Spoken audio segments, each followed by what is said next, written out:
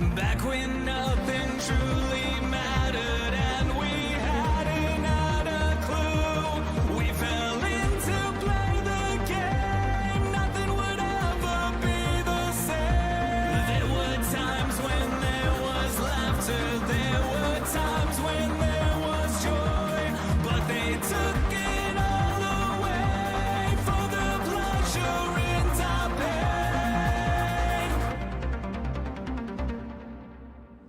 Welcome to our home world. Shine a light on everything.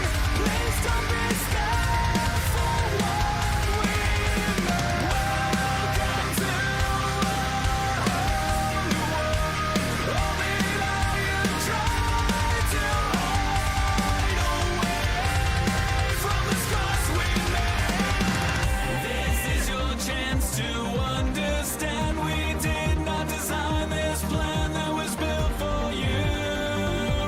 There's nothing you can do.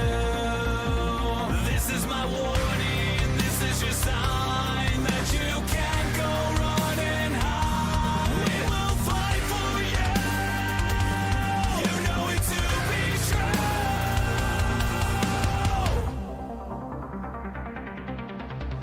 Welcome to our home world. Shine a light on everything. Please don't be scared for what we made. Welcome to our home world. All the lions tried to hide away from the scars we made.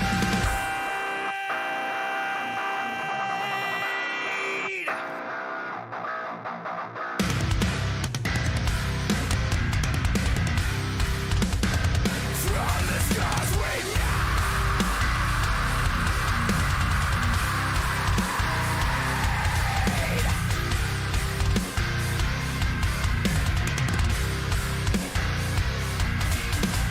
Welcome to our new world. Shine a light on everything. Please don't be scared for what we made. Welcome to our new world. Shine a light on everything. Please don't be scared for what we made. Welcome to all the lions tried to hide away from the scars we made. Welcome to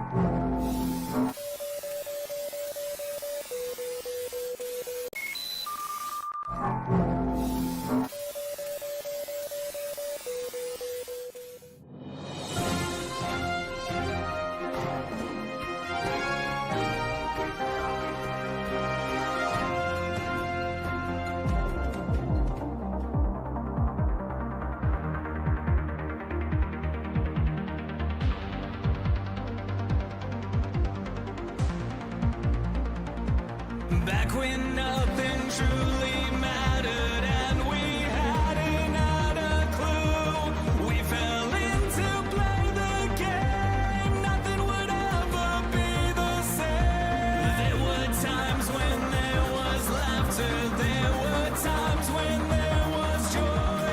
But they took it all away for the pleasure in our pain. Welcome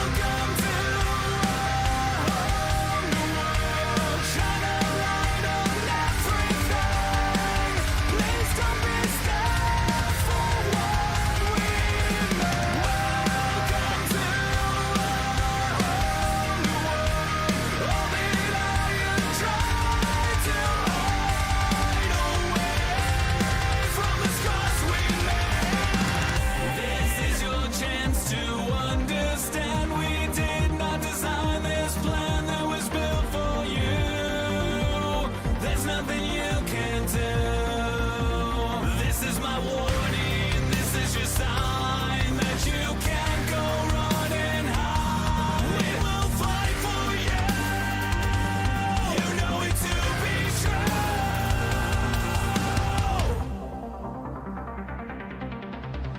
Welcome to shine a light on everything. Please don't be scared for what we know. Welcome to all the liars try to hide away. Touchscreen and louder to the lanes, through worlds and the glow of the pixel plays. The rubber moves roll, the fist clenched tight. Your TV lights up the endless night.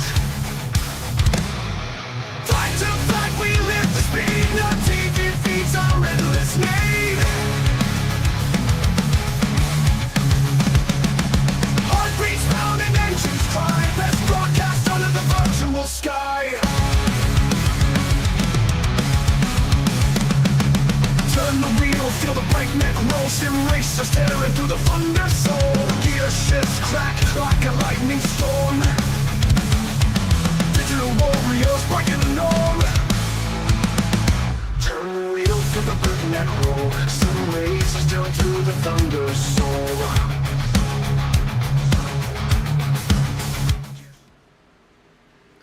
And welcome back to Nerd TV for another OP ButtKicker Grand National Series live from the simulated Daytona International Speedway, where the real NASCAR drivers just took around this place all weekend long, and now it's time for OP to do the same thing with the Xfinity cars as we get our countdown to green started, presented by Icon Apparel Company. Same setup here tonight, 70 laps, stage break at 35. Here's the weather, 83 degrees, which is very accurate, 71% humidity, which is probably accurate, cloudy, and a little bit of winds, which seems to be the trend every single week, having about 5 to 10 mile an hour of wind range. So nothing crazy like here this evening. My name is Jeremy Stanley, aka Jay Swifty. To the right side, Mr. Dustin Logston himself, pressing the buttons and talking to me tonight. What's going on?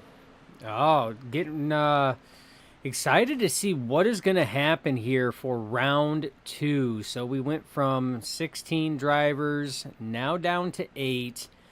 And we got 2 races to duke this out to see what 4 drivers we're going to take out of these 8 combatants over the next 2 weeks, Jeremy. It's going to be a good one. Both races going to be at Daytona for the round of 2. For round 2, it's going to be 08 Bumpy Daytona tonight, regular Daytona next week, and the season finale, what better track, Jeremy?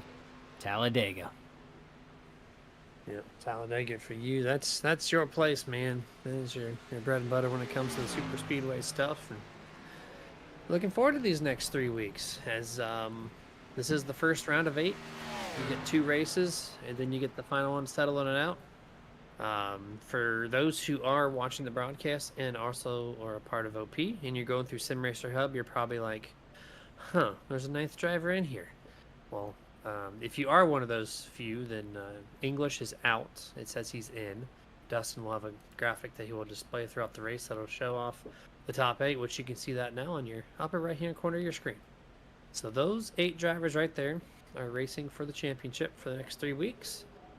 And anything goes. It's super speedway racing, so you don't know who's going to make it. We know some of the guys run fast, but 1 wreck, Dustin, and a 2-race span can seal the deal for you, for the better or for the worse. Oh, absolutely. I mean, 2 races to try to get yourself up into that top 4 bracket. It's a tough cookie, Jeremy. We have been in this situation in a number of the OP series that been there. It's stressful. I mean, as a driver, you know what's on the line. And these drivers are going to be going for it. Again, that win and in, that punches your ticket, guaranteed, into the championship 4, and there is no better feeling than doing it in the round of 2, especially on race 1. I have had the pleasure of being lucky enough to be a driver that has punched the ticket on that first race. And you want to talk about a weight lifted off your shoulders going into that second race, knowing that you're already in the championship 4 on that final race it's a breath of fresh air. 2 drivers punched their ticket into this round, Zach Fritsch, and then in fantastic fashion, Dana Shepard last week punched his ticket into this round. So it can happen, Jeremy. Yes, sir. Anything's possible on these 2.5 mile drafting tracks, if you will. But Dustin, we're going full screen for qualifying. Get your cameras off, and here we go. Just go along with some onboard cameras, maybe fly a drone camera, maybe talk about some random stuff. We got 5 minutes to get this qualifying session complete. And out of the season so far, Dustin, with the Xfinity cars, off the top of my head, I don't remember who's better or worse when it comes to these particular cars on super speedways. Who do you think at Daytona and Xfinity might have a chance to steal the show with a win versus getting in on points? Just based off of the amount of races that these drivers have in the Xfinity car compared to that of the new Gen 4, a lot of drivers it's probably safe to say, Jeremy, they are more comfortable in the Xfinity than what they would have been in the new Gen 4. So you're probably going to see a lot more risky moves because that comfort level is going to be a lot higher. But they're risky moves, but the drivers, because of that comfort level, they're going to be able to maintain a vast amount of those moves that they do make. So when it comes to tracks like this, I mean, names always jump up, to the top of the list of people that know how to get it done. Gabe Butler, probably one of the, one of the higher ranked pushers in there. And there's many of them in this series that know how to draft, know how to bump, know how to work. Definitely a driver that knows how to get around here in the Xfinity cars. I would probably expect to see that 88 up on that high line as well, as long as they can get the room. The issue with this track, Jeremy, and we've covered this before, is because of the roughness of this track, that third lane sometimes gets pinched, and because of that safer barrier protruding out, sometimes wall glues some drivers. So it's going to be tough when it comes to, a number of the situations that we're going to have going on here in tonight's race. We know Zach Fritsch knows how to get around. Adam Kilday is a very, very strong competitor. You can't count out Mr. Two-time Jeff Crosby Jr. either. The guy knows how to get it done, has got it done the last 2 seasons. He is your defending series champion, trying to go for the three-peat. We were just on board with Vicente Guerrero, very good. Jimmy Reynolds is a good drafter, very strong drafter as well. And we know Mark Mann, the driver with the most wins in the season, knows how to get it done. Sean McCara has definitely been coming on strong this season. I've seen more coming out of that 71 over this last season than what we have in the past, and it's an amazing thing to see. Love to see the 71 running. And Dana Shepard, I mean, that's probably your underdog story there when it comes in. Was fighting to get in, was always in the wrong place at the wrong time. I mean, we had a number of jokes about some of his paint jobs because he got tore up, and comes in on a punch-in ticket on the final event to make his way in. So, I mean, just being here and getting as far as what he has, true Cinderella story. Absolutely. So, I mean, you got a good hodgepodge of drivers all the way around going for these top 4 spots. Well said, and here's a fun stat. It's kind of overlooking this while you're talking. The top 8 in points have a total combined of 9 wins this season.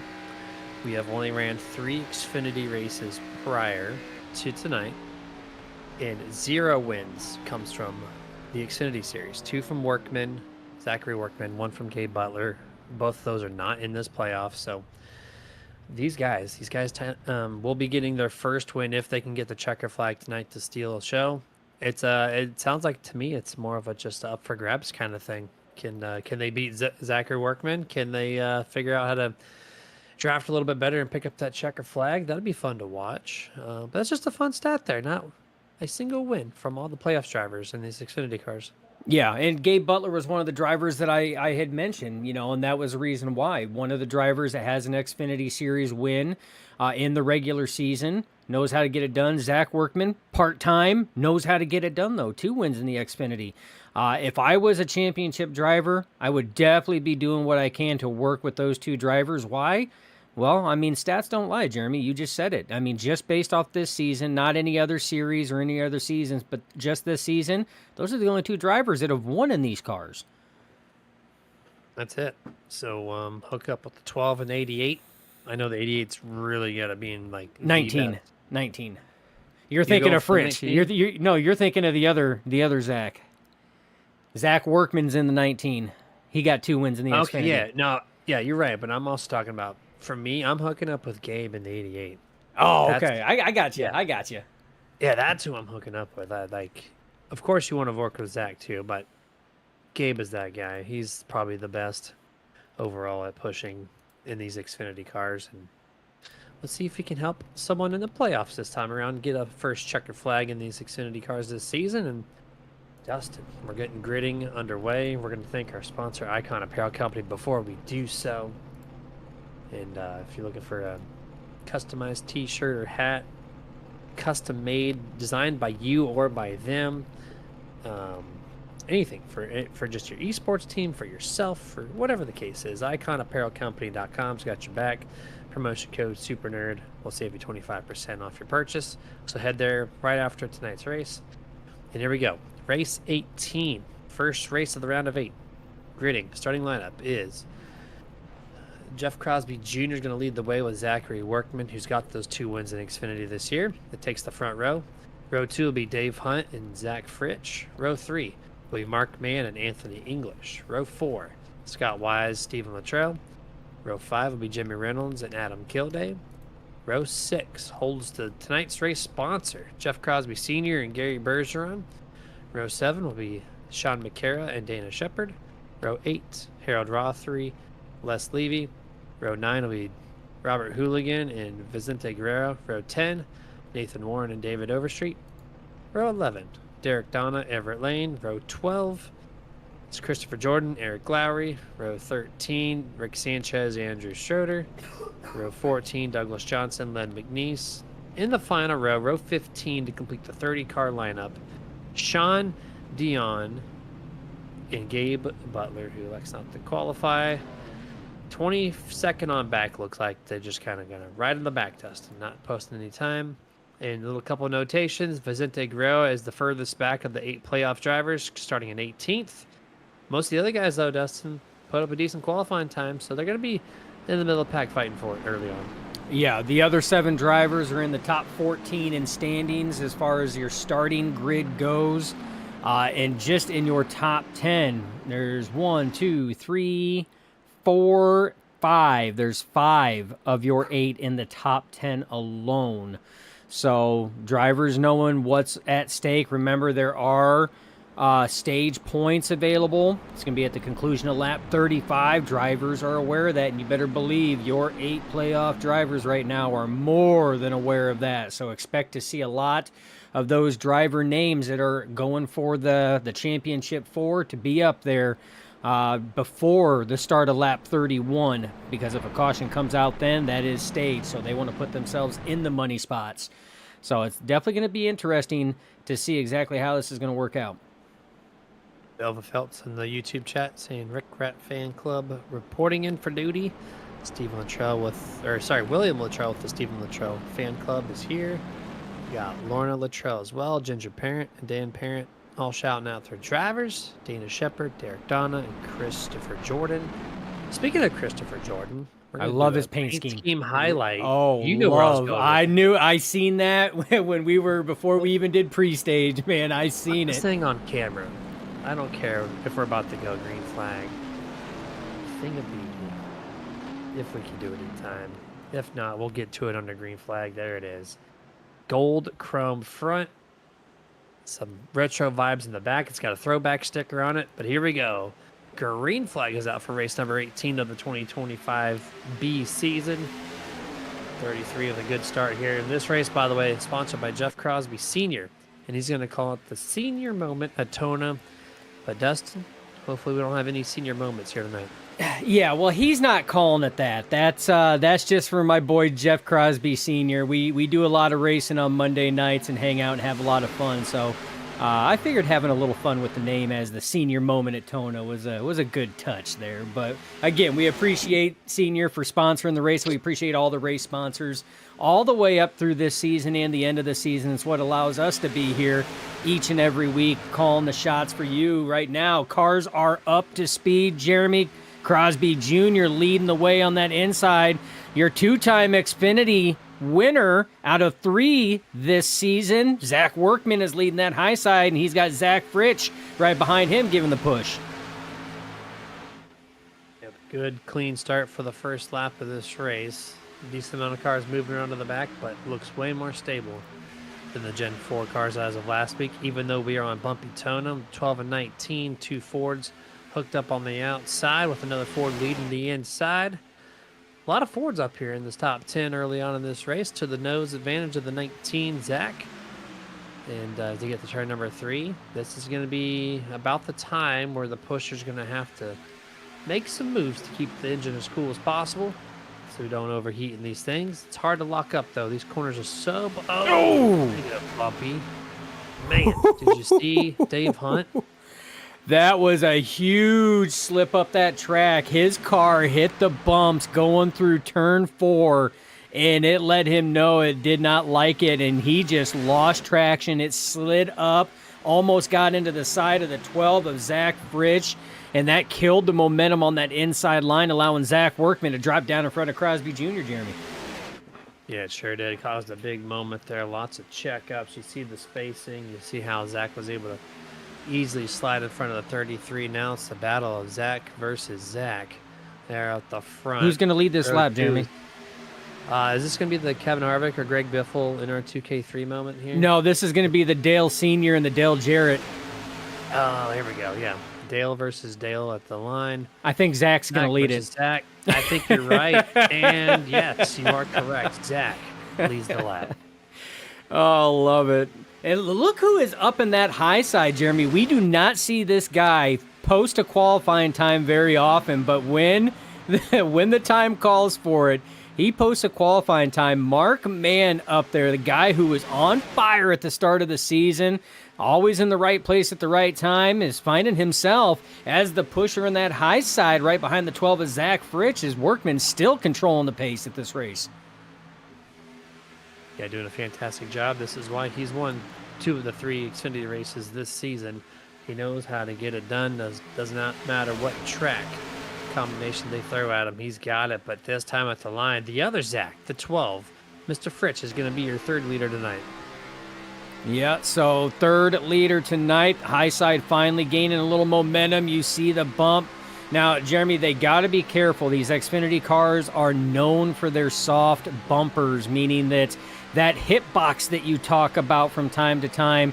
Sometimes iRacing has a little bit of a snafu when it comes to this, and that bumper will actually go inside the bumper of the car in front of them, and it can cause a lot of chaos and hecticness a little bit, but these drivers are well on it. Ooh, the bumps, you can see that high line, Jeremy. You've seen the 04 Mark Mann. He sat here and shifted up about a half a lane, so track roughness is definitely playing a big factor here right now. 12 is cleared if he wants to drop down just for a second, but nope, 19's going to get back to it there, side by side. Fritsch going to lead 2 laps consecutive here if we start off lap number 6. And that's in this field. If you look back, there you go. The top 20 looks like they just take the green flag and everyone's still side by side. There's not an ounce of 3 wide. There's not an ounce of chaos. Very controlled start here tonight.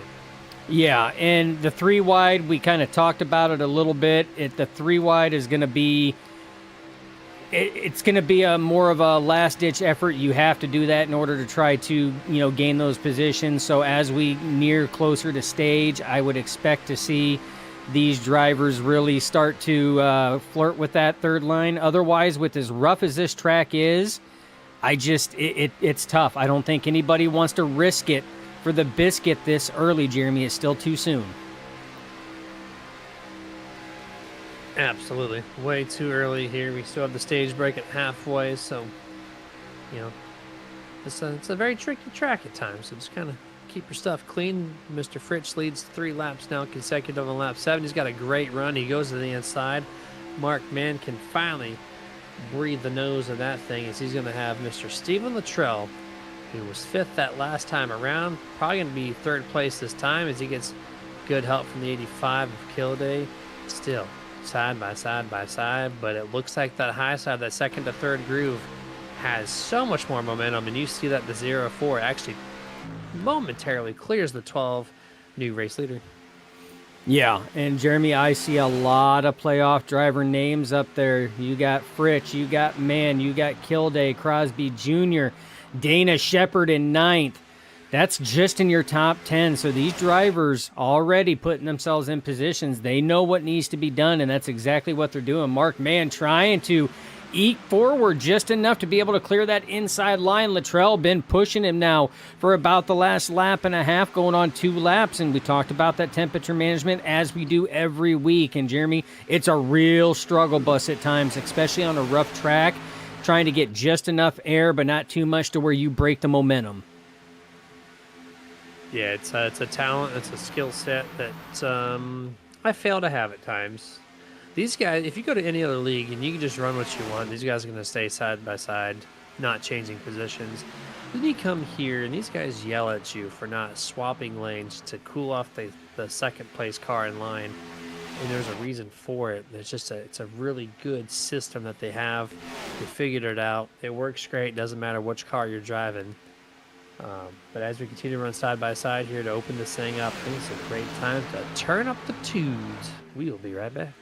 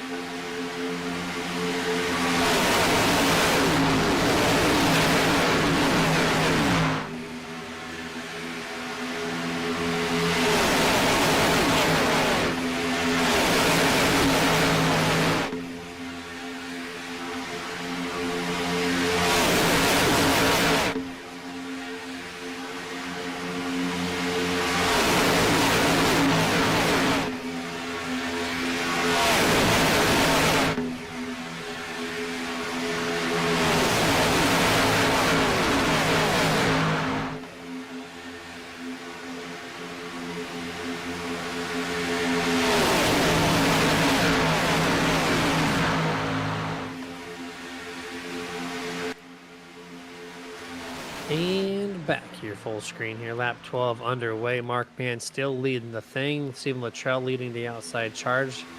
Back by a whole car length. And a lot of movement, Dustin. Do you think the tires are cooking just a little bit as we approach the first round of pit stops? I don't know if it's so much the tires as it is just the track itself, Jeremy. You know as well as I, we've been on this simulator and its predecessor for a lot of years, decades even. And this track here is exactly how it was in 2008 before the repave. This thing is just, it's rough. And then you add in the wind variance from drafts and, you know, drivers trying to poke out to get some air, hitting bumps at the wrong time. It's a tough track to try to master. And I tell you what, some drivers, they have this down. Like this track with all of its its quirks and its bumps and everything else, it's their bread and butter, baby. They just do it. Others, myself included, not a super big fan of this track. So it's a love-hate relationship with some drivers. Big love-hate relationship with this track. Absolutely. Because you can get blindsided while you're in full control of your car, and just like that, your race is ruined, and you ask yourself how that happened. Well, it just takes one bump to throw off an entire field's worth of drivers' night. They can happen anywhere. The front, the back, does not matter. Air turbulence is all over the place. As we're on lap 14, Stephen Luttrell, your newest race leader. Driver of the 36 goes to the bottom. Now the 85 of Kilday is going to lead the outside. Going to bring Mr. Gary Bergeron with him in car number 1. Dana Shepard in the 43. Maybe he can be one of those guys who takes another win and stinks himself into the round of 4. Oh, wouldn't that be just an awesome addition to an already, miraculous Cinderella story coming in? Like 11th hour punching the ticket. I would love to be in that situation. At the same time, would absolutely hate it just because of the stress factor, knowing that you had to perform. But I tell you what, he showed up and performed right when he absolutely had to. You can't ask anything more out of a driver. Little old 2013 Tony Stewart, if you will. Just winning everything late and getting himself into the best position possible. Can he do it tonight? So far, he's got a decent attempt at it. Let's drop to turn number 2 on lap 15, pit road. You're going to see this open up here real shortly. I forget, it's been a minute, Dustin, since we ran the Xfinity cars.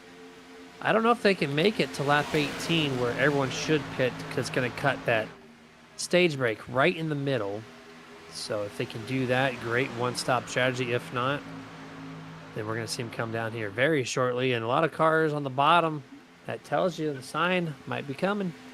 Yeah, that's usually a really good call sign when you see them start to line up. They are prepping for pit road entry. And something else that we didn't touch base. I mean, we talked about it at different times. We talked about bump drafting and the soft bumpers, and we talked about the rough track, but never talked about the two together, Jeremy. And this track poses a challenge, unlike the other variants of tracks that OP does run, being 2011 Daytona, Talladega, iRacing Super Speedway. You can try to line a bump up, and if that driver in front of you hits a bump at the wrong time, and now all of a sudden you're not lined up, it can be catastrophic. Speaking of catastrophic, I don't know if you caught that on the upper half of your screen. 768, Mr. Sean Dion drives off the track, and it almost looks like he has a screen failure. I have had that happen, Jeremy. That is the worst feeling there, because he slowed way up, and just no time for the 78 of Chris Jordan to know what was going on, and there's no inputs either. It's almost like he just completely lost everything. There was no wheel input, no throttle input, no brake input, nothing. Like, everything just quit. Yeah, and that's the digital world of mechanical failures in the racing stuff on iRacing and whatnot. Here they come. Pit road is open for a lot of these drivers heading down right now. Looks like we got about 10 roughly in. Little sketch getting into pit road, but I think we remain No, Jimmy Reynolds got knocked around. No, there it is. He did. 17 after crossing the line gets tagged. 48 of Schroeder apologizes on the radio chat here. But yeah, this happened a little bit after they crossed the line to get in. Schroeder. I went back and looked at it, Dustin. He came in hot. We're going to go back and look. A little bit of damage on the front nose of Jimmy Reynolds. We're going to watch this happen. So this is as they're entering pit road right now. They're going to peel off. Everybody's backing down. And we're going to try to get a closer shot. There we go. I'm trying to see him there. I was going to have you pause, but I can't see him at the moment. He's on the right-hand side of your screen. You can't see him right now. Oh, and he just missed it. So he came back like 10 car lengths back behind the 17 and just drove through him. And here's the thing, and that's the tough thing with drivers and everything else going to a lot of these different tracks, Jeremy, is the 2011 Daytona. The pit road entry cone is actually against the inside pit wall. That's actually where it's located at. For 2008 and prior, that cone was away from the wall. So a lot of drivers are used to being able to go and hug that wall to try to get an entry, and you can't do that. That right there is an unsafe pit entry for the 48, going to the left side of that cone, and not being able to woe down, realizing what was going on. It threw the car into a slide, and unfortunately, Jimmy Reynolds was the wall to stop him from going off into the grass. Yeah, very good notation there. Here comes the 53 giving up the race lead this time. Almost had a wreck on the front stretch as Robert Hooligan, car 126, gives a bad bump to Derek Dunn on the 215. Almost sends him off deep into the infield. Great save by Derek. But now here, presumably, is your new race leader.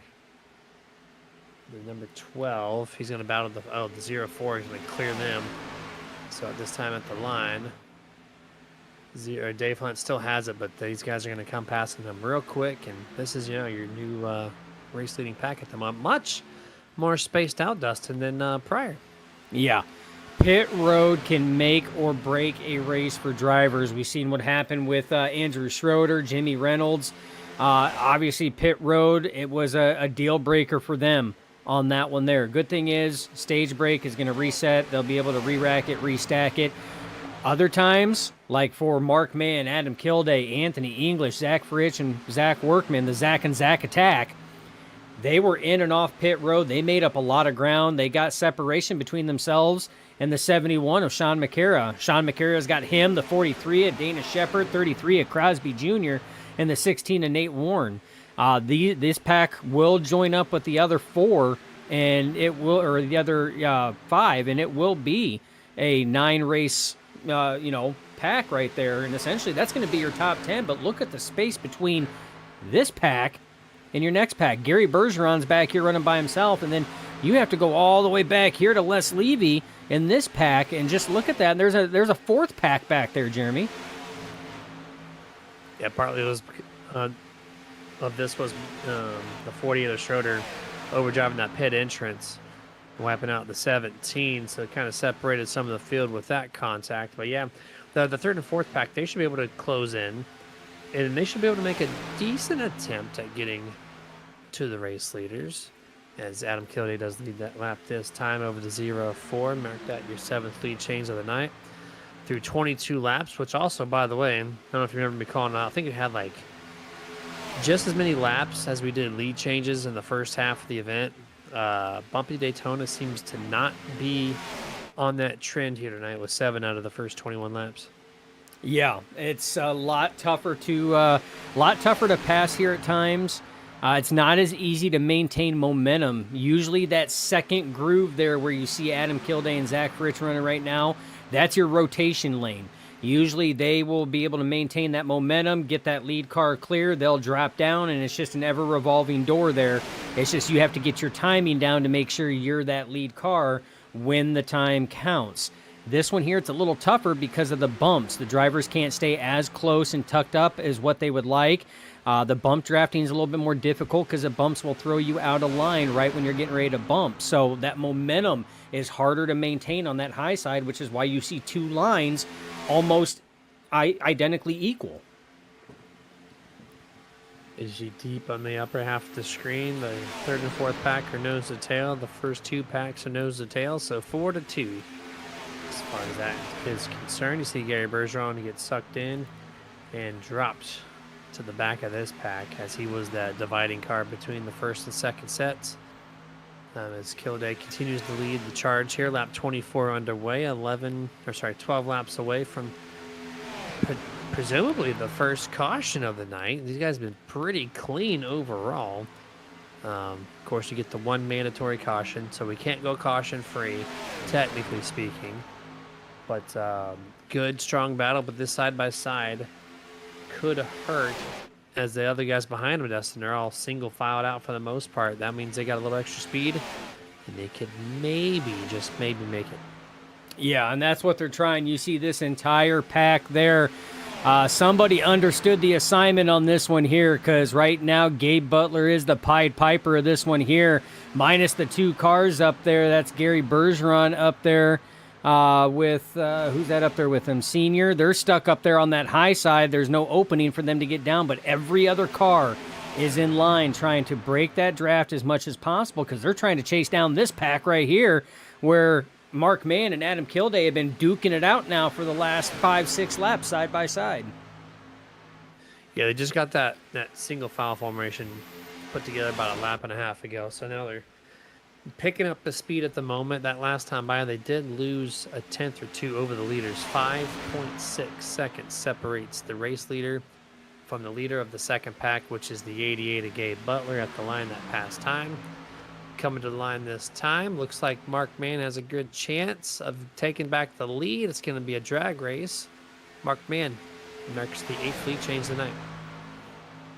Yeah, and these guys are doing exactly what they have to, Jeremy. They know that laps are ticking down, 10 laps away right now from the completion of stage 1. This is where it counts. And Jeremy, we have a number of championship drivers currently up in this pack right now. So we know Zach Fritsch is up there. He's second in line on that top side. Kilday is leading the top side. Crosby Jr. is back there about 5 cars deep on that top side. Vicente Guerrero is back there pushing Gabe Butler, trying to get up to this pack. Jimmy Reynolds had that contact on pit road. He's not there. Sean McCara is 4th in line on that high side. Mark Mann leading the inside, and Dana Shepard 3rd on the inside.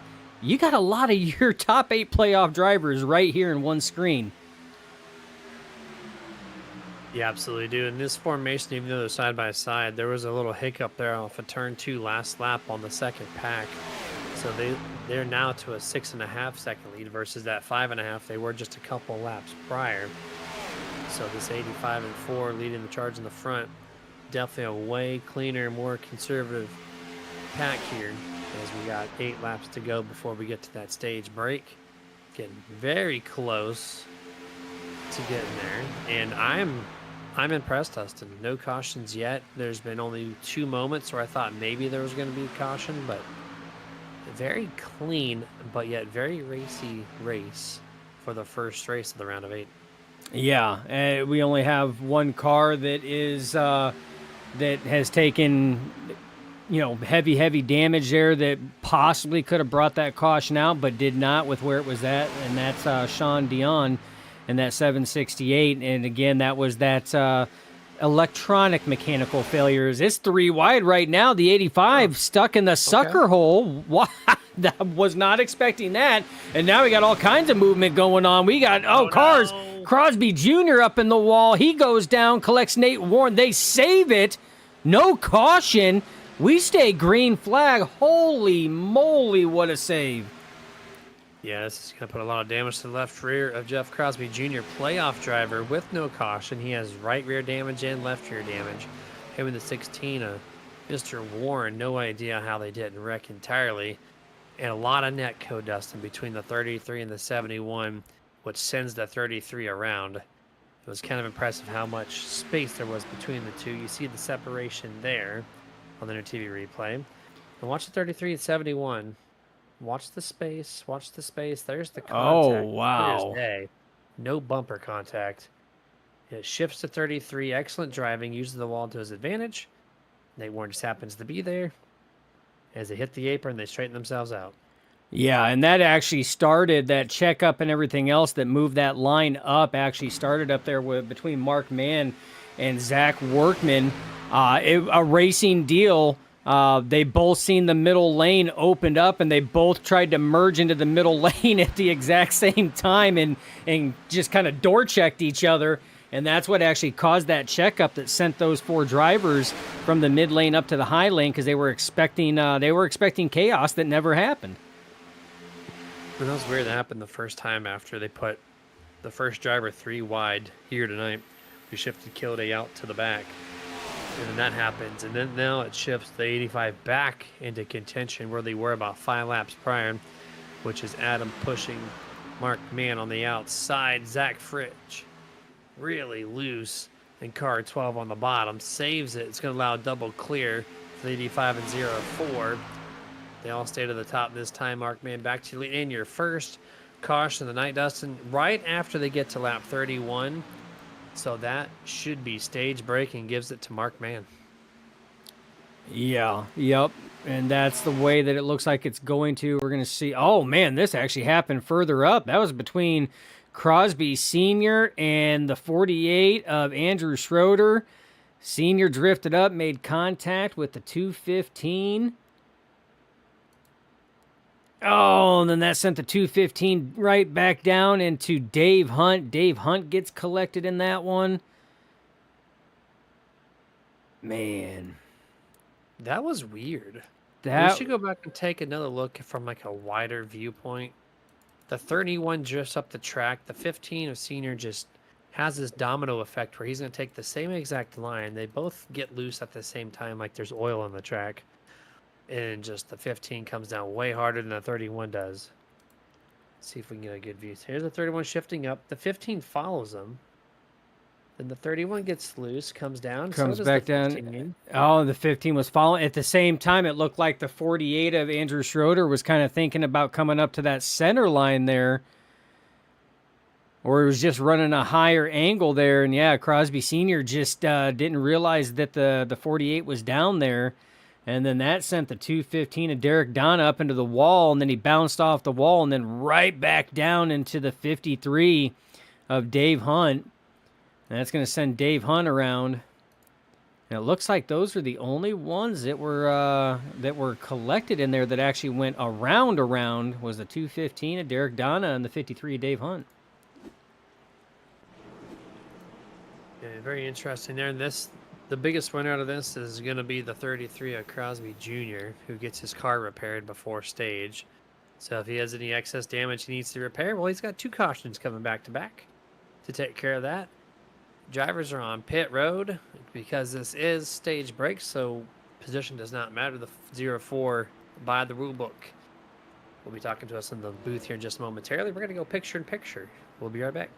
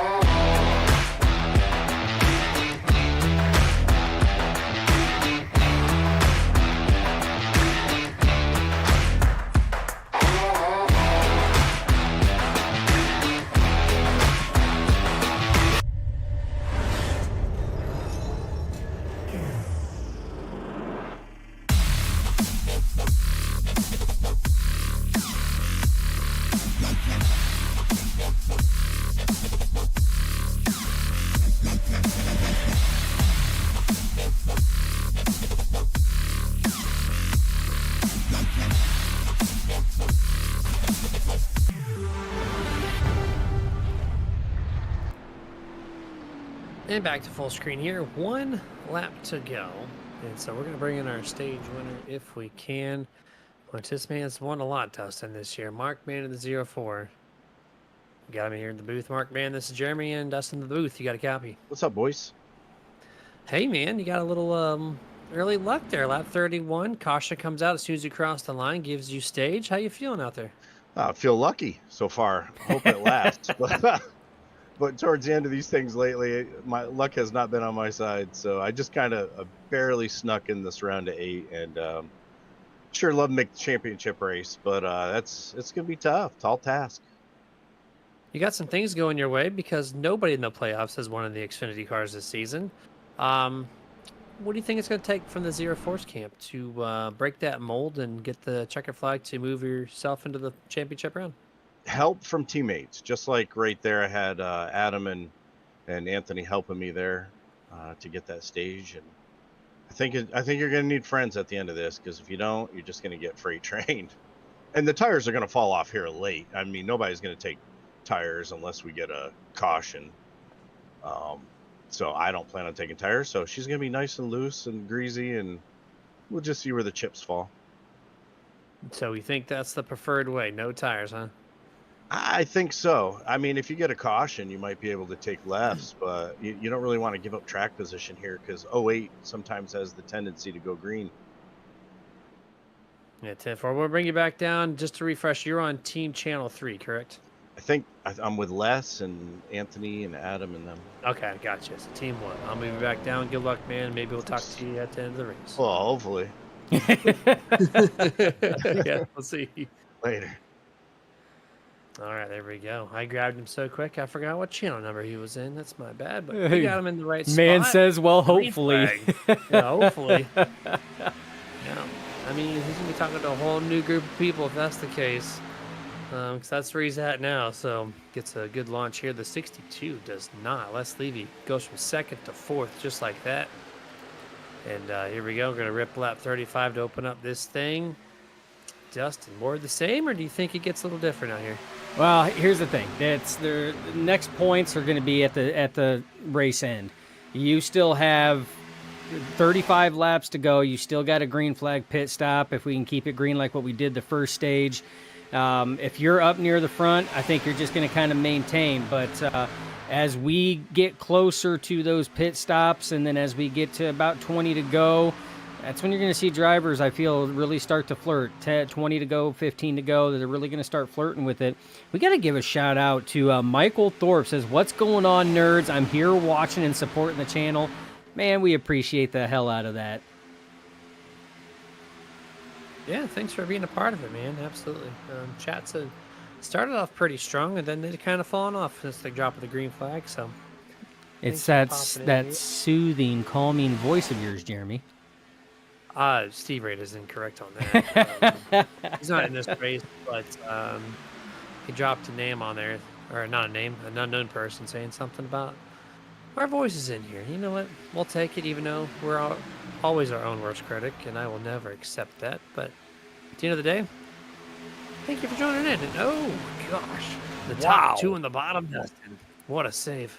Yeah, Les Levy got out of sorts there, able to save it. That's going to allow the 71 of Sean McCarra and the 43 of Dana Shepard to completely go by. They double cleared the inside lane, but Dana Shepard elects to stay on that top side. He's going to have the 31 of Scott Wise as his pusher. Les Levy going to be the pusher with Sean McCarra.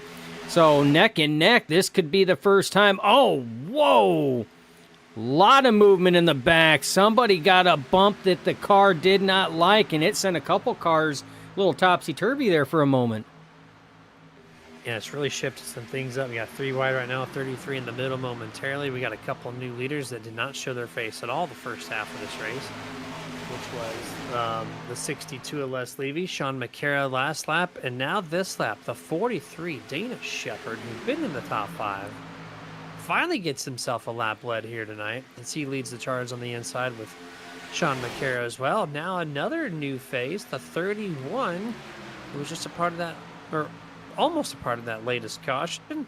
He's now trying to get himself a lap lead here tonight. Yeah, he's got Dave Hunt, who was part of that last caution, as his pusher behind him. And they're trying to get something going on that high side. You got Stephen Luttrell third in line on the top side. Les Levy third in line on the inside. And we like to point out the drivers that are third in line because a draft is most effective a lot of times based off of that third driver, how close they are. and what they are contributing to that draft. So we always like to try to point them out, but a lot of space in between the second and third car on that inside line. And Jeremy, I see a lot more moving and shaking around right now. We heard Mark Mann talk about, as this race goes on, tires are going to get greasy, and we might be seeing a little bit of the aftermath and the effect of that right now, because there's all kinds of movement going on. 3 wide in the center. Do we think that's honestly the best call? I know when you like to pit on a green flag round of pit stops, you always take one set, usually the left side to start. But a bumpy Daytona. Oh, hold on. We got a wreck in the front. Luttrell. The 71. Sean McCarroll hooks the 36 of Luttrell and going to cause, looks like 7, 8 cars involved in this one. 36 up in the air. As to the line, Scott Wise and the 31's going to lead the field to the caution flag pile up in turn 4. Oh, man. Big pile up. That got Zach Workman as well, Everett Lane. We talked about Stephen Luttrell's involved in that one as well. Man, that was, whoo. This was just the 71 sliding up the track a little bit, and then Luttrell comes back down. I guess he didn't realize that the 71's right front was right there on the edge of his bumper. Just a slight subtle contact is going to send multiple drivers into pit road for damage repair. There's your contact. And then we're going to see exactly who files in here right after. There's a couple, at least one car way in the back that had a little late braking. Right there, 16, Nathan Warren. Mark Mann gets just a touch. I think he's going to be A-okay. Oh, did Zach Fritsch get through that? No, he got contact as well and got hooked by the 06 of Rothery. Actually, no, he saved it. So he cut down, made contact, ended up saving it. See 46 of Overstreet involved as well. Crosby Jr. gets around. Gabe Butler gets around. Man. Actually, Mark Mann got a little more damage than what I thought there. Yeah, kick it back to another couple angles here to see what we need to check out here. We saw the front half, and now we're going to see some drivers' perspectives. Fritsch, yeah, you thought you saved it. You got, wow. He could have wrecked in the main wreck. He could have been hooked by the 18. Yeah, and made Still it. drives And, it. yep, and made it through on that one there. We're going to go on board with the 04 Mark Mann, because unlike you, he got a little bit more. He's going to get a piece of the 36 there as it bounces off, and then he tags the wall. But I mean, it doesn't look bad, Jeremy. I mean, as long as the internal mechanical components are still solid there, I mean that'll buff out. Yeah, he got some right front damage. It crinkled up real quick, and then iRacing's damage model buffed it back out before he even got next to that turn 4 wall. Has a bunch of drivers on pit road. A couple electing not to come down pit road. Was it this top 4? That's kind of crazy, Dustin. The fuel mileage isn't super long, with 45% fuel tanks. What do you think about this call of 4 drivers staying out? Yeah, so, well, first off, Michael Thorpe says junkyard. I agreed. Belvafelt says time to get the first aid kit out. A couple of them. I think it's going to take a few Band-Aids for some of those cars. I don't know. My thing is you're going to be off sequence right now, and these races at 08, they have gone green flag runs before. That's going to put you off pace with everybody else. I would have come down and topped it off. I really would have, just in the case that it does go green flag. You had asked me prior to that caution about the tires. Yeah. My thing is, if my tank is pretty low, if I come down pit road, that's a free set of tires. I'm going to take left sides. Crew doesn't have to go around the car. I'm going to take left side tires. By the time they're done with the tires, guess what? The car is literally at the exact same time is filled up. Dropping the jack. I don't lose any positions. And I got fresh left side tires, which, believe it or not, helps you on pit exit. So you are going to burn that apron there, and you're going to gain time on pit exit as well. So I always do, and I usually don't do right sides unless there's a caution. If a real-time correction to make the top 4 did come down pit road. I just did not have the camera in the right place to catch that. So, And I was doing apologies there. replays. Everyone's down pit road. I blame you, Jeremy. Yeah. Damn it, It's all Jeremy. me. You had one job. One job. Great news. I'm here for failure. And so we got Everett Lane, driver of the 24, involved in that big one there in turn 3 and 4. Out. Has parked the car, disconnected from tonight's session. We got a half a lap to green flag, or half a lap till green flag. Your top 5 is Scott Wise, Dana Shepard, Dave Hunt, Les Levy, and Zach Fritsch. 2 guys in that top 5 are playoffs. Everybody else is really just sprinkled through the whole field. Sean McCarron, the 71, involved in that. He's 27th. He's your furthest back playoff driver. Mark Mann now in 19th after repairs. Anthony English 18th. Jimmy Reynolds 13th. You got Crosby Jr. and Guerrero in 11th and 12th. Kilday in 7th. So just kind of sprinkled through here with under 30 laps to go. Yeah, and you're going to see these drivers because this track can be hard. I mean, we have seen that middle groove. Well, what is the high line right now? It doesn't rotate the drivers as fast as the 2011 version of this track or Talladega does. So these drivers are going to be doing everything they can to try to march forward because they have to be closer to that front pack there in order to try to give themselves the best opportunity for points. As green flag flies, 31 of Scott Wise leads the 43 of Dana Shepard across the line as they get through the gears towards turn 1. Here we go. Inside lane launches excellent, just like they did last time on the restart on lap 35. 8 laps to go. You're going to be double cleared with the 31 and 53. It looks like Hunt's going to quickly go to the top. Going to bring Fritsch to the back of Scott Wise here. 43 Dana Shepard's going to lock up to Dave Hunt. Let's see if this works for the 53's favor.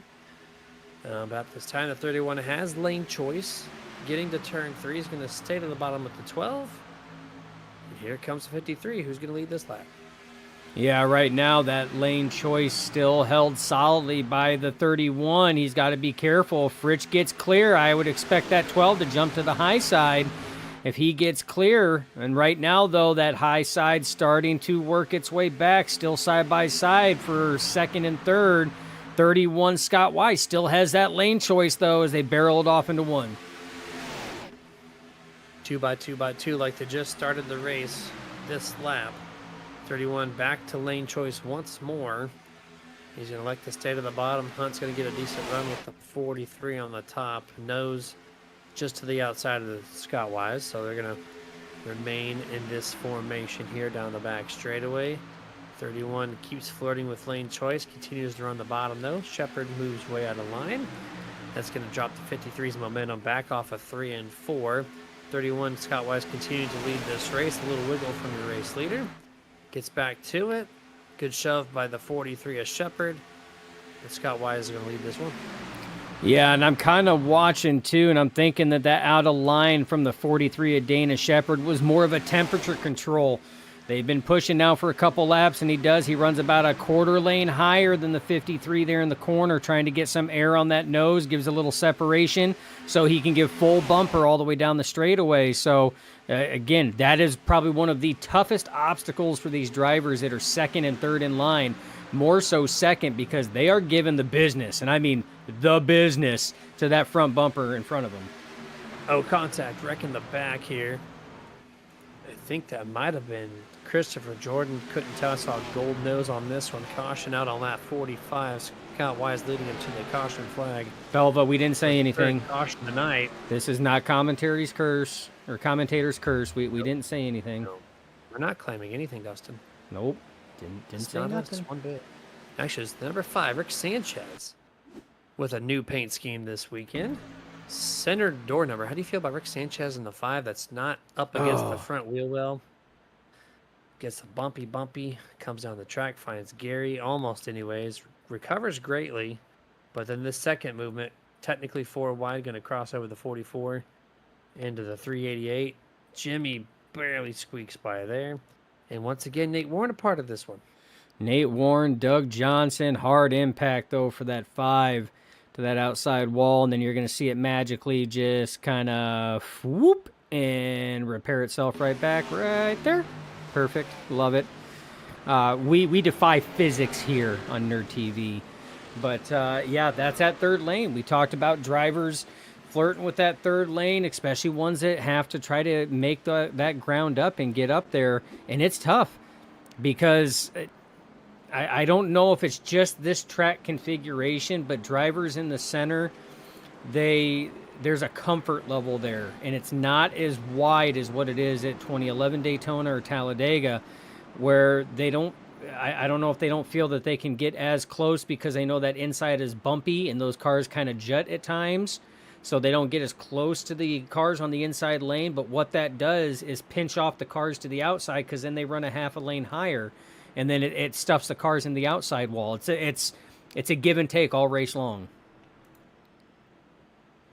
This time I'm not wrong. As you see on your screen, your race leader, who's led like the past 10 laps between these two caution sections of the race, did not pit. Now this is a great question of why did we not pit? We're close to 10 laps of used fuel in the tank. We can't go that much further. I wonder if he was distracted, Dustin, underneath this guy. I don't see a reason why he would be lonely by himself out here leading this race and not pitting. Did he stay out or did he drive through? No, he just stayed out. He stayed out? Yeah. Followed the pace car all the way through. Yeah. I watched it. I'm like, okay, where's the turn? Yeah. Never gave a turn. That one, I don't know. Like I said, 45% fuel load on these cars. I mean, 10 laps of fuel that you've ran on there. I mean, you've got, less than 8 laps of fuel left. I don't know. I'm not tracking the call on it, but again, I'm not the one that's in the car. I don't know what game plan or strategy the drivers have, and that's why it's just as fun for us to call these races, because hell, half the time we don't know what their strategy is. We've seen drivers come out of pit strategy calls and fuel mileage wins that we weren't even calculating until it it was right there at the end. Yeah, I mean, when he has to come down pit road, it'll be under 20 to go, but I don't think it's going to carry him all the way to the checkered flag on the one stop. But let's see. Some of these other guys might top off like they usually do. And if that's the case, then he won't be terrible in position placement. But this time, no, nobody. So there it is. 31's going to lead the field to the green once more on lap 49. So it'll be at 22 laps left in this race. There's the back half coming down. What was it, about 10 cars almost here in this little group? So they're going to top off, get that one extra lap. Yeah. I mean, why not at that point? That's always been our golden rule, Jeremy, with Nerd Esports. Anytime we're racing competitively, if you're already in the back, you might as well come down and get that extra half lap to lap of fuel that you burn under pace and everything else, because guess what? You're going to come out and you're still going to be in the back. Should we bring in Scott Wise and talk to him? Hey, You think that'd be fun? Yeah, let's do it. That'd be a fun section. We've never done this before. Questioning someone's pit road call, or lack thereof, underneath the caution cycle. But you know what? We're going to toss it. Scott Wise, this is Jeremy and Dustin in their TV booth. You got a copy? Yeah, I got you. What's going on? Hey, random poll in here. Question. Why no pit entrance? We're just kind of talking about it, and you've been doing so good. You've led like the past 10 laps. Why no pit stop this time around? Because realistically, still not in the fuel window to get to the end of the race. Don't really have that many laps on there, so it's just kind of. And we're also kind of getting to the point where the chips are going to be down. People are going to start making moves, so I kind of figure stay out of the hornet's nest and kind of catch up on the pit strategy as people make mistakes. There we go, man. Well, I appreciate your time there and the answer. That answers our question, so get back to it and good luck. You've led quite a bit of laps tonight, so let's maybe talk to you a little bit later tonight. Yeah, appreciate it. Hope so. Yes, sir. And there we go. He's got an exact plan to a strategy. I like that answer. Yeah, and like I said, he says he's he's in his pit window, in his fuel window to make the end. So I mean, it's like I said, we just call the races, Jeremy. We just call the action. Speaking of action, back to green flag.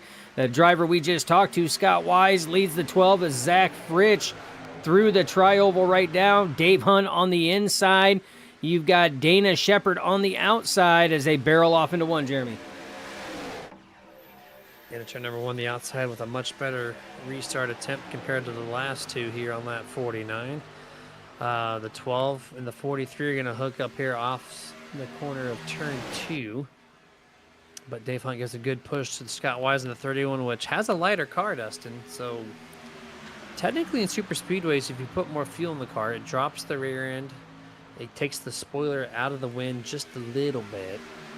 So to have a lighter rear end, the car's going to be a little bit looser, and the spoiler's a little higher up in the air. Don't know if that's going to play any factor to everybody else who's on a full tank, but it's not going to affect him this lap. Continues to lead. Yeah, continues to lead right now. You see drivers kind of flirting in the back there. I seen the 19 of Workman poking his nose to the third lane. No takers, though, at this point in time. Is a racing up front here, still going solid right now. Zach Fritsch trying to get that high side working. 43, Dana Shepard trying to get it going. Vicente Guerrero, Jimmy Reynolds make it back to the top 10 after an eventful evening. Those are two playoff drivers finally making their way back to the top 10, Jeremy, with 21 laps to go. Yeah, crunch time here. One more pit stop to be had guaranteed if we stay green all the way through. Exit of turn number 4 to complete lap 50, and it looks like new race leader for the third time tonight, Zach Fritsch, takes the top spot.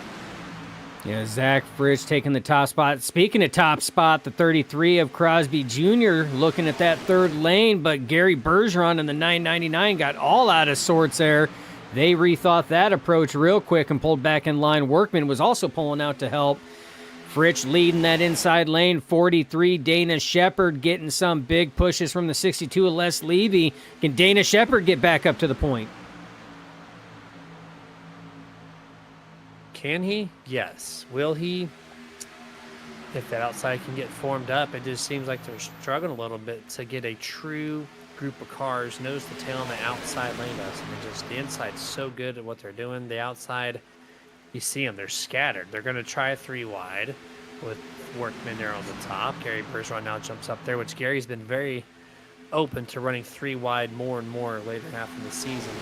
Not going to work this time. They're going to refile back in 2x2, but they just can't get the cars sucked together here on the outside of bumpy Daytona.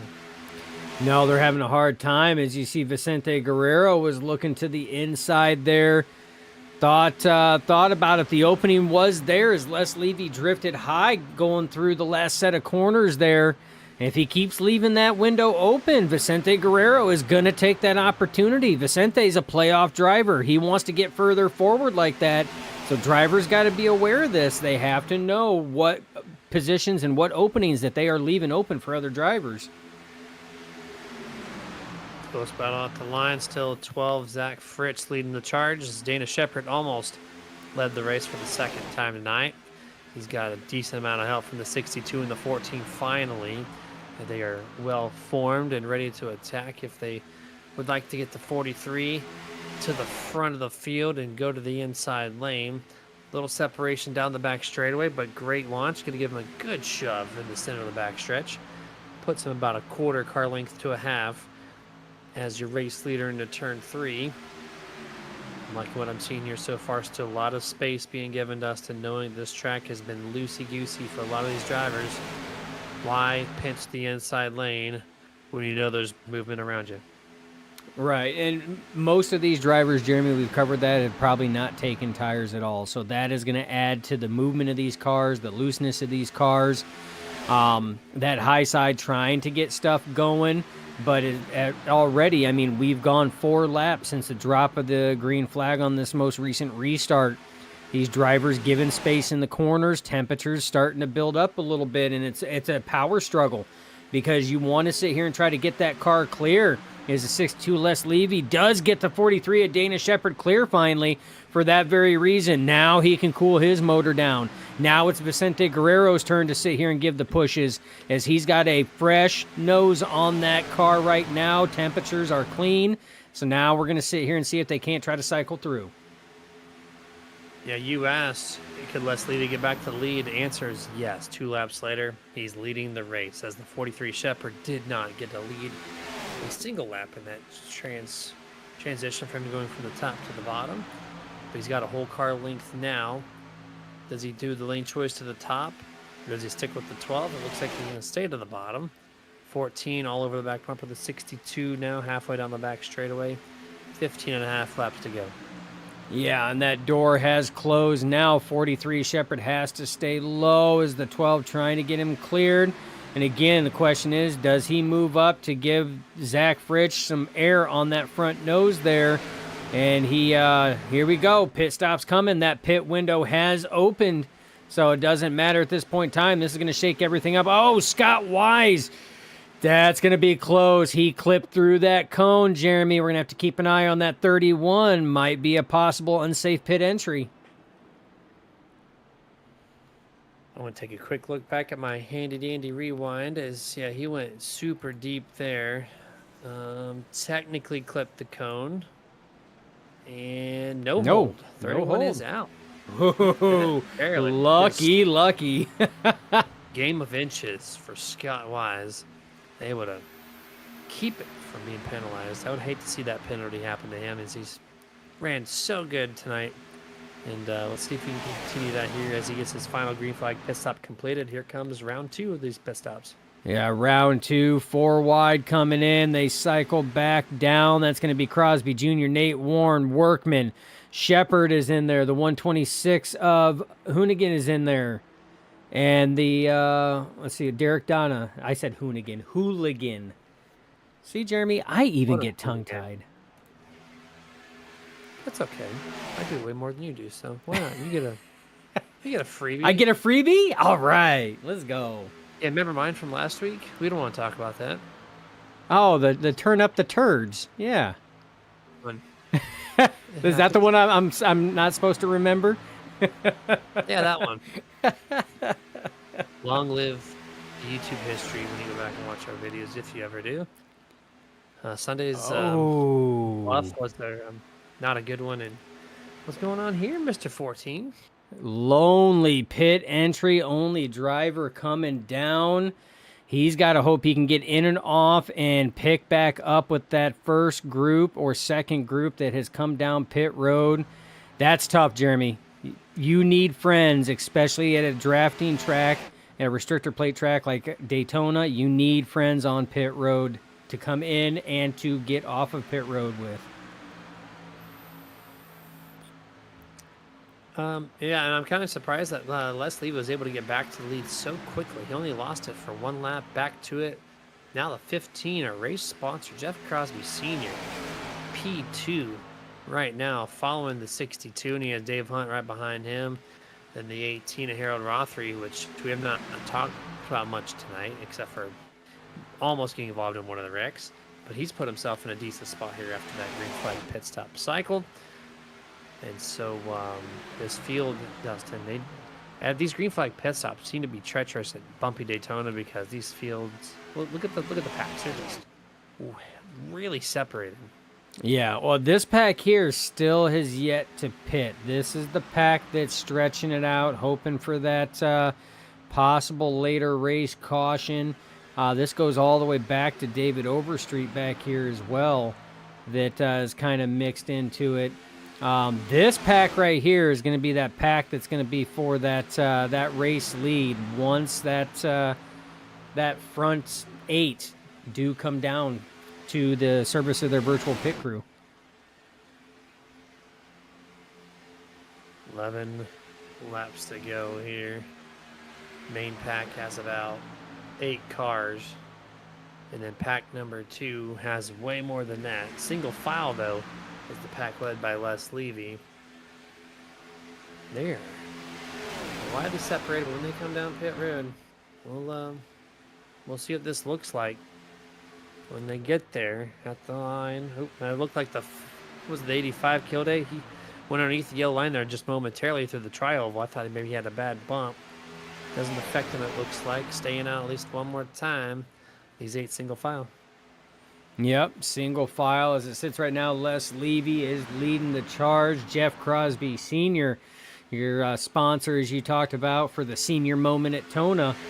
out there in second place. You got Dave Hunt, Harold Rothery, Gary Bergeron, Anthony English is in this pack as well. David Overstreet and Doug Johnson are in this top 8 pack. Kilday is leading this second pack with Jimmy Reynolds on the top side leading it as well. And we finally got some 3 wide working. Vicente Guerrero poking his nose outside of Dana Shepard right now. Third lane starting to come in. Len McNeese following suit. 3 wide off into 1. 3 wide. It's one of the first times we've seen it attempted for more than just a single corner or 2 with their bump in the wall. It's so difficult to make anything happen up there. I wish them the best of luck, but so far doesn't look like it's going to pay off at this time. Dana Shepard deep in the field here with 9 laps to go. He's got, the 14 bounces off the wall. That could have been Etch-a-Sketch there. Stay green flag here momentarily.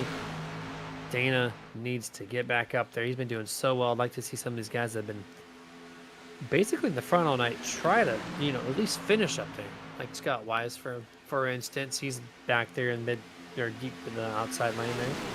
So let's see him. 8 laps to go at the line. Oh, 3 wide attempt again by Vicente Guerrero. 071 of Eric Lowry drifted up and just killed the run there. Vicente has to pull back down in line. Kilday jumps up to that second groove. That's going to put Zach Fritsch and Sean McCara on the inside.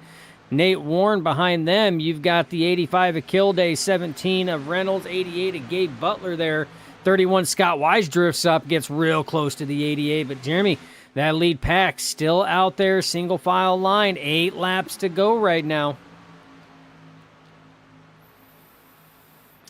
Still leading the charge is that 62 clocking in laps led. Is he and these guys still need to find pit road? They have lost a few amount of what was Les Levy? Where are you going there, guy? These guys have lost a couple seconds. They were 33 seconds ahead, I think 4 laps ago. Now this time around they're 31 seconds. So they're losing a little bit of ground because of the lack of cars, and look at the space these guys are giving to one another. So they are losing second after second with this current formation. But here we go. Caution's out. Instantly going to pay off for him, I do believe. Where is this wreck coming from? Oh, turn 4, of course. Last 3 cautions from turn number 4. This time the outside Nathan Warren again going to be collected as he is the cause of this wreck. Yeah, Workman Warren went to that outside lane, wall contact, pulled the car down, trying to pull it off the wall right across the front nose of Eric Lowry.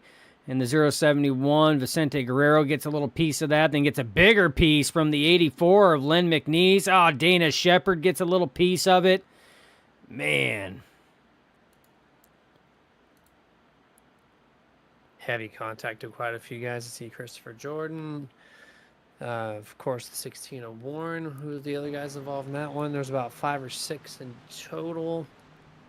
You see the 43. He squeaks by. A little damage to the right front. See that right front end just pushed in ever so slightly.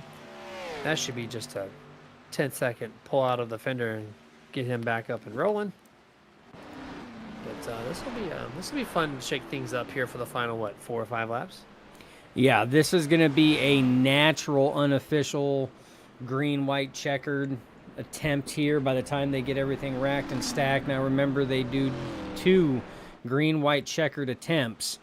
So this is where you're going to see drivers really start pulling the tricks out of the hat, so to speak. That third lane, they're going to go up to that third lane, and these drivers probably not going to be as gracious getting close to that outside wall. They're probably going to start pinching that inside lane a little bit. So it's this is where desperation comes in, Jeremy, especially if you're a playoff driver deep in the pack. You're wanting to try to maximize the most amount of points that you possibly can. This is where it counts. You got to make the calls, you got to make the right calls, and you got to commit to those calls. Yeah, no, any error on that will be bad. As we're going to get set up here for the final moments of this race. We're going to take a late picture-in-picture. Be right back for the drop of the green flag.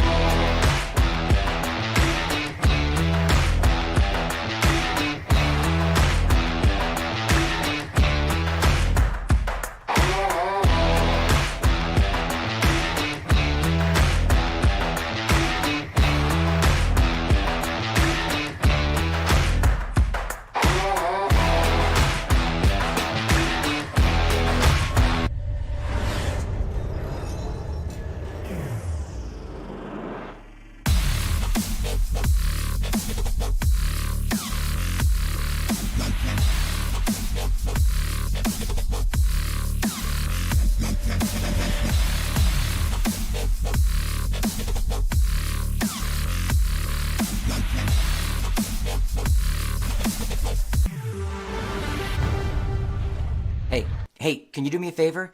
I'm really hungry, but I'm trapped in here, and I dropped my last piece of boozy jerky on the floor. I can't reach it. Would you mind grabbing me a bag of the most tender, flavorful booze-infused jerky on the planet? I promise I'll pay you back. I mean, I'd eat my piece, but I can't reach it. Oh, actually, I got it. Oh, it's so good. It's so tender, so flavorful. You should really pick yourself up a bag. But if you do, you can't eat it in here. Now, this is my spot. I own this spot. Boozy jerky. The original booze-infused beef jerky with...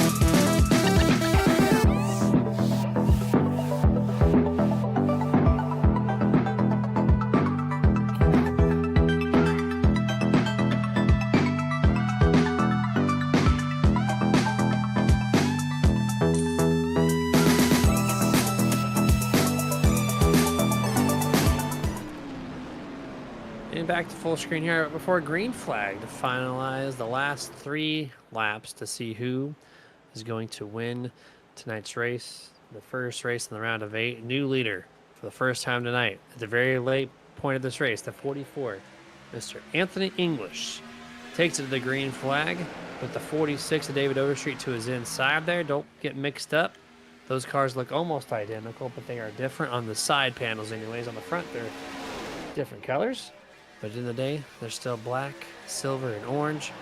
We got 85 and 33, row 2. We're going to try to make some quick moves here. We have 3 drivers in the top 5. Yeah, Overstreet getting good pushes from Crosby Jr. right now, but Anthony English, Adam Kilday, teammates working it hard on that top side. Anthony English got clear of the 46. They're trying to double clear at this point in time, Jeremy, and they got the 12 of Zach Fritsch trying to push as well. He would love to see them double clear and take that inside line. Absolutely. They do double clear. Do they move to the bottom or do they stay to the top? 2 laps to go. 5 miles remains. They're staying to the top, Dustin. Oh, there goes the quick cut to the 85 under the 44. English leads that lap as well. Kilday trying to lock himself in here into the championship race. He puts himself in a good spot. Yeah, puts himself in a really good spot right now, leading the inside lane, trying to get some pushing right now from the 46 of David Overstreet in that silver bullet car. But right now, Zach Fritz trying to give the push into the 44 of Anthony English. Sean McCara back there as well, another playoff driver. So 2 in the top 3 on that top side right now are playoff drivers. You have Kilday and Crosby Jr., 2 of the 3 on that inside lane are playoff drivers. Oh, big time wreck going through the front stretch. Final lap. We got the white flag. This is going to end under green. This is your group right here. Kilday jumps to the top side right now in front of Anthony English. Oh, Anthony English gets turned. Wow. He goes around. Crosby Jr. finds a way through it right now. Crosby Jr. gets clear. Sean McCara gets clear. Mark Mann, all 3 playoff drivers get clear. Are they going to have enough to make it to the end? Can they have that draft poll, Jeremy? That is going to be the question. They are going to have the draft poll. Crosby Jr.'s a sitting duck right now. McCara goes down, goes up. He gets hit all the way around. Crosby Jr., Mark Mann, side-by-side contact as they come across the line. Mark Mann punches that ticket. These guys just lost their talent out here in the final lap. They just threw it all to the wind. And at the end of the day, Jeff Crosby gives the door check to do what he had to do, but not enough. Mark Mann, he said he got luck getting to the checker flags for stage end, and he got way more luck here to get to the checker flag to end this thing as he sweeps tonight's race. Holy moly. Yeah, I think that was the absolutely hardest nuts. final lap call I have made because there was stuff happening all over, and it happened like 3-4 times with the lead back. Golly. I think your Oh. first one that you're known for was still the hardest, but that was probably number 2 on the list. Mark, man, look at him just crab walking this thing. This is what a destroyed car looks like after the checker flags looks like. And there's too many replays to go through, Dustin. I don't know if we have enough time to do it, but that first wreck was just chaos. The second wreck was just nonsense. And the third one was just a head scratcher. But this man appreciates that. Where did he come from? Going back in my replays, he was 12th place on the final lap, 12th to 1st to win the thing. Oh my goodness. I'm going back to see if I can't even pull up because it's going to take him a hot minute to get around here. Oh my goodness. That's not what you got. There's just nonsense out there. Like the craziest moves I saw. These guys don't bump like that after the first initial wreck. They just a couple cars left and they wrecked themselves even after that. But look at this, like 30-degree angle. This is impressive how he's still able to drive it. It's crazy. And oh my goodness. What a finish. You know what? Him at a 30-degree angle. What a senior moment. It's a fitting race name. Senior moment of the race, the last lap of Daytona 08. Oh my goodness. All right. So we're gonna, I'm gonna go back. So this is what started. This was coming. So Dana Shepherd got into the wall, but that's not where it happened. It's, Belva, I'm sorry, but the 5 definitely got pulled into this one as well. Let's see what we can't find out what happened here. Bad bump. Oh, bad bump onto Jimmy Reynolds. Reynolds down into Sanchez. Sanchez up into Scott Wise. Workman gets involved. Rothery, Gabe Butler. Just complete carnage behind him. Man. So Yeah, that's... Reynolds, Oh, jeez. Reynolds just went ahead and he didn't recognize the check up, the domino effect, so he made that really offset bump. Then he checks up late, and that's what causes this first wreck. Brings a lot of drivers into this one. And then we had the one off of turn 2. That was Anthony English. So then it was just these 6 drivers here. And then the 85 of Kilday moved forward. Fritsch went, had a bobble, went low, come back up to get back in line. Bumper tagged the 44. 44 into Overstreet, into Kilday. and then they went into the wall. Fritsch went around. That's what left Crosby Jr. in the open. Sean McCara got a piece of that as well. So that's what set this whole thing up. Somehow Overstreet made it through that. He was rolling off there. He still got a top 10 out of that, finishing 6th. We're going to sit here and fast forward this because then it had this monstrous run. So you got McCara there. He looks like he's going to stay low. Man looked like he was going to go high. McCara, Man, make contact. That sends McCara around. Crosby Sr. gets a piece of it. And then it's just these two here, and then these two duke it out. Wobble, wobble, contact. That sends him wobbling, contact, and there you go. Oh, my goodness.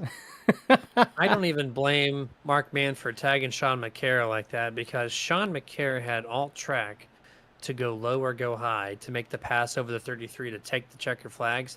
But he lifted, Dustin. He lifted to stay with the 33 after having a 5+ mile-an-hour delta, it seemed like. Yeah, And well, so he had to check up. Mark Mann had to make a quick move. And I did, so and, his and I move was having to understand. tag to 71. Yeah, and I understand why McCara did that. McCara and Crosby Jr. are FSR teammates in the Premier Series on Mondays. I get that.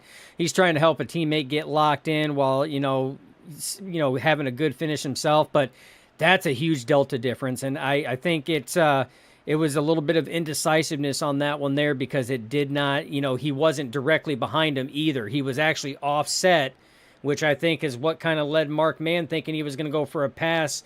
He was about a quarter of a car, maybe a little less than half a car without, and then decided to pull back in. And like you said, Mark Mann had a split second, to make a decision on what was going to go on. And it's never going to end. It's never going to end well.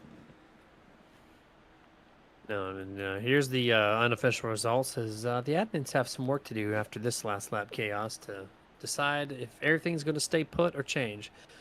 Here we go, Mark Mann, and then the Crosbys take 2nd and 3rd. So then Sean McCara 4th, Derek Donna finishes in P5, Overstreet in 6th, Adam Kilday 7th, Andrew Schroeder 8th, Christopher Jordan and Dana Shepard round out the top 10. 11 through 20 is Len McNeese, Stephen Luttrell, Zach Fritsch, Dave Hunt, Zachary Workman, Douglas Johnson, Anthony English, Harold Rothery, Eric Lowry, and Les Levy. And then 21st on back, Nathan Warren, Jimmy Reynolds, Scott Wise, Rick Sanchez, Gabe Butler, Gary Bergeron, Vicente Guerrero, and the 3 drivers who exited tonight, Robert Hooligan, Everett Lane, and Sean Dion. There's your finishing results. I think we're going to do something we haven't done in quite a while, Dustin. Just because the Crosbys are P2 and 3 for the post-race interviews, we're going to talk to them together. A little change up again. Let's do it. I like that. Out of things, yeah. They brought in Scott Wise, a random poll for a question. And now we're going to bring in 3rd and 2nd place together.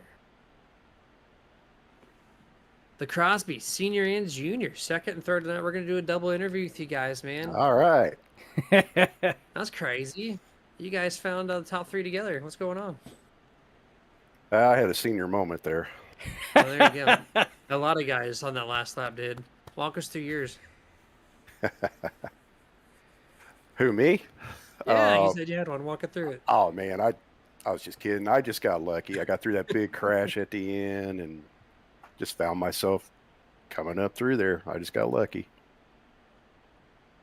Yeah, what was the call? You're 4th in line there coming to the checker flags. And, there was some checkup to help a teammate. And, of course, and then Mark Mann had to make a last-second move. And somehow you snuck through it. Yeah, I was actually trying to get up there. I was going to push Sean and Jeff if I got up there, and I wasn't even thinking about winning. I just wanted to push them on ahead, but it just didn't work out that way. Man got ahead of us, but it finished. We got a good finish out of it. Yeah, absolutely. There in junior, P2, man. When you're sitting out so far ahead of everybody else, what was your thought process getting to turn 3? What was your move that you were going to make? Really thought I was going to get blown by the 3 there. All 3 of those guys in line. Coming out of 4, I got really loose, and I think Sean was still trying to figure out which lane he wanted to be in, but me getting loose kind of screwed him up on that. Glad that he still finished. But yeah, I really I didn't know the amount of speed everybody had behind me. So in my first thought, I really thought I had it. But coming into the middle of turn 3 and 4, I noticed they were picking up speed. So I was like, oh shoot, this is going to be interesting coming to the checker flag. So, but it worked out. Yeah, right off of turn 4, it was a 6-mile-an-hour difference. Dustin maybe talked about maybe the 71 McCarra gonna just follow behind you. That's why you stuck to your bumper and caused the checkups there off of turn 4.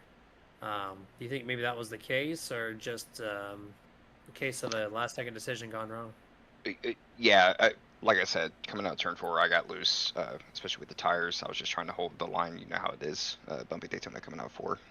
And Oh yeah. I think he just was kind of unsure. And obviously, in that moment, I would probably be in the same boat. I'm not sure what lane to go in because you got 2 other cars behind you. So, yeah, I mean, what a crazy finish, though. I mean, beating banging, that was pretty cool. Yeah, crazy finish. It was fun to Every call. ounce felt. About lost my voice, but it was fun to call. Heck yeah, dude, that was awesome. Yeah, that was very entertaining, that last lap. So both of you guys, P2, P3, it's going to set you up great for, the second to final race of the season. More of the same for next week? Yeah, seems like we're going to try to do the same thing. We want to get stage points next week. Kind of lucked out of there tonight and wasn't able to pick up any stage points, so the P2 definitely helps. But yeah, going to continue to run the same, and I'm sure senior is going to want to get in the top 5 again, so maybe have another senior moment. Yeah, we'll see. We'll try. Nah, he's going for top 3. He's. I know he's excited because this is the first time we've been able to interview him. So. Yeah, I feel pretty good. I've been here toward the last of the season. I've been more aggressive. So, I mean, I caused that first caution, unfortunately, but yeah, I'm just trying to get more aggressive and just stay up there as long as I can. Well, it seemed to be working out for you. Your car was fast all night long. Do you like this track in general, or you just your new strategy kind of just I hate this track. Well, it looked like you liked it out there. Yeah, I'm butthole and elbow the whole time I'm driving. There you go. There's a term. I love it. But great finish for both of y'all. Good luck next week. Take your turns. Shout outs to anybody. Yeah, thank you guys, of course, Nerditudes, and my Monday night sponsor there, and thanks to all the admins. Yep, couldn't say any better. Thank you guys for opening the booth. You guys are awesome. I'll watch it tomorrow, especially the finish. Give a shout out to everybody in Team 3 tonight. It was really fun hanging out and laughing and just do what we do every week. And thank you to my wife again for allowing me to keep doing this. It's fun as hell. So we'll see what we do next week. Try to lock in another top 4. So. All right, man. Well, good luck to both of y'all. Congrats again, and we'll see you next week. See you guys. Thanks, Yes, guys. sir. Thank you. Double Crosby interview for second and third. Dustin, that leaves one person left. The man that we talked to earlier.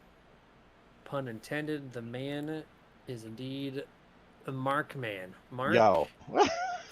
Mark. All right, let's talk about it. You got lucky on the stage break. Yeah. And then you're 12th place on the last lap, and you're probably like, "Well, my night's done," and then it wasn't. So if you're lucky on the stage break, man, what in the hell do you call what just happened on the final lap here? Super lucky. Yeah, I literally on that that white flag, I literally just said, I'm just gonna ride the bottom, take whatever they give me, and try to get a good finish here, and cross my fingers for a top 10. And then it just happened. And that first wreck that happened, I barely missed that. I saw Fritch coming across my front end, and I kind of watched him blow away like the Wizard of Oz, and then I kept going, and somebody else wrecked, and then we just had a huge head of steam.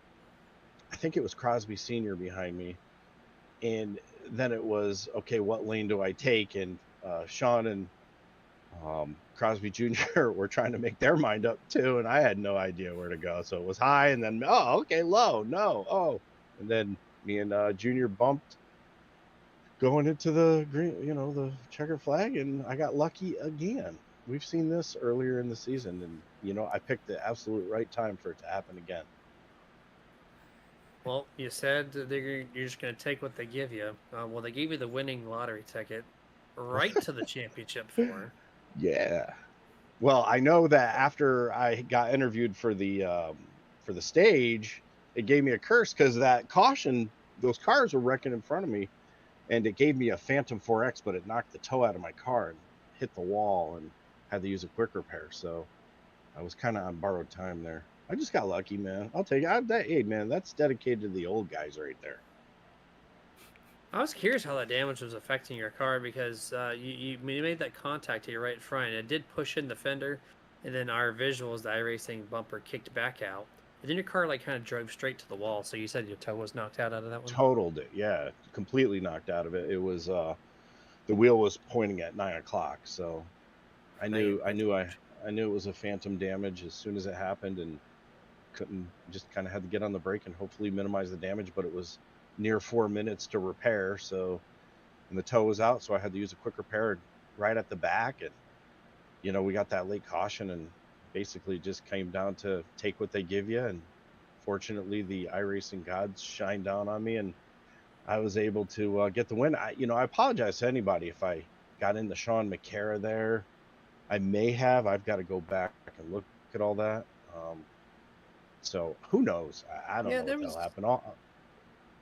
There was some checkups. There was some miscalculations. Crosby Jr. said he got loose off of 4, and it messed up McCara's line of exit to take over the 33 because he thought he was just going to get past, and so it checked up everything. So, I'm glad that they got. Yeah, well, I'm glad everybody got a good finish. My teammate Adam Kilday got a good finish down there too. So we're happy about that. Got good stage points, and we're on to the championship. So nothing matters for me except, show up next week and the week after that and try to get my third chip over here. It's been a lot harder. You got the king of Wednesdays, Jeff Crosby, and he's hungry. The beast is hungry, man, and that guy knows how to show out for it. So I'm gonna have to get lucky again. I was about to say, win that race. I was about to say, does he have the luck of the man though? Because you say you crossed your fingers, but man, I'm thinking your fingers are crossed, elbows, knees, eyes. I think you had a whole lot more than just the fingers crossed. Yeah, it's kind of one of those things where I got lucky. Crosby's hard to beat over here, man. He's I don't call him the king of Wednesdays for nothing, and he's the beast, and he's going to be hungry. So, he's going to show up. He's definitely going to show up. That's for sure. He will. I'm going to just need a little bit of luck. That's pretty much all it's going to come down to. Listen, so, yeah, I'm going to cross everything. Listen, after that, I think you ran the luck well dry. There's no way you have more sword in there. Oh, dude, there's got to be, man. I got I don't even know how many. Check under the cap. Sometimes there's a gold mine under the cap. There's probably enough for just one more race. Next week doesn't even matter. You've already punched your ticket. You just need one for one more race. One more race, but you got to keep the momentum up. So I've got to have a good race next week to carry that momentum into the championship. You're going to have to win that race, the championship, and that's not going to be a luck thing. It's going to be you're going to have to kind of keep your track position the entire time, and it's not going to be easy. I don't even know where it is. If it's Talladega, it's then Dega. track position. It's Dega. Okay, so you can. Well, I'm just going to hang out at the back, fall asleep, maybe wake up the last 20 laps. So typical Mark Man approach. All right, we got you. It is. Yeah, I do this. I do this more to hang out with people in Discord than anything. It's become such a routine. I still enjoy the racing. I enjoy the camaraderie a heck of a lot more. And I don't think a day goes by that we all don't talk to each other in Messenger in 7 years. So that's pretty significant. You make the connections here, and you come back week after week for that reason. And the racing's secondary, but for a lot of people it's paramount, and for me it's not. But for that championship race, it's going to be. I'm going to give it the old college try. I got a couple of these from earlier seasons. Got a couple championships, and I've been in a few more championship races. Had some bad luck, so let's hope for some good luck. Yeah, man, 3 championships sounds better than 2. So good luck in 2 Hell yeah. weeks. But any shout outs before we let you go? Yeah, thank you guys for broadcasting. I'll probably watch it back since I won the race, and Absolutely.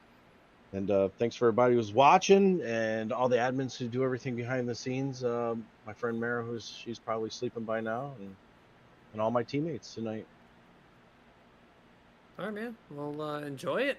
12th the first final lap. Got yourself a checker flag and a ticket to the final race. So good luck next week and the week after, and we'll talk to you soon. Thanks, brother. Yes, sir. Well, there you go. That's how you go from 12th to 1st, right, Dustin? That's how Mark Mann goes from 12th to 1st. just part the seas and hang on to the wheel. I tell you what, that was a wild finish, man. It takes a lot to sit here and get me stumbling a little bit, and I have to sit here and take a breath. I usually have those final lap calls down, but man, there was like 3 huge incidents going on and trying to figure out and call who's actually in there and then who made it through and runs. That one, that was a wild one. And I would expect nothing less. I mean, they got 2 races, now 1, to sit here and figure out who the championship 4 are. We know who one's going to be. We know Mark Mann punched his ticket. Question is, after next week, who are the other 3 going to be? Who is going to be the 4 going to Talladega in the trucks for that championship race? Is it going to be Crosby Jr.? Is he going to go for his 3rd in a row? We'll sit here, you know what? Is it going to be Kilday? Is it going to be Jimmy Reynolds? Is it going to be... we don't know, Jeremy, and that's just it. It's going to be... You're going to have to tune in next week and watch the fireworks happen because it's going to be a good one. Yeah, no idea. This was going to happen in the final lap after a very, very clean race. And anything can truly happen at these super speedways, but hopefully you guys Even enjoyed senior it. moments. Even senior moments. You called it as the race name. He called it. That was perfect timing on the post race. And yeah, that's it. Tune in this Thursday, so tomorrow night, for the PSRA fixed race from the ARCA series they got going on.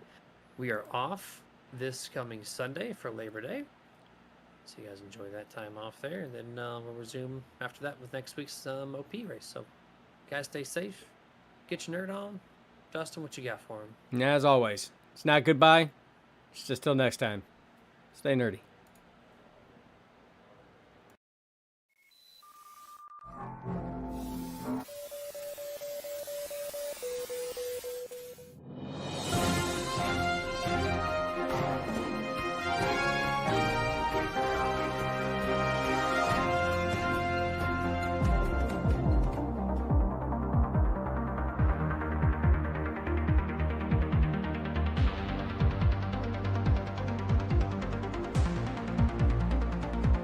Back when nothing truly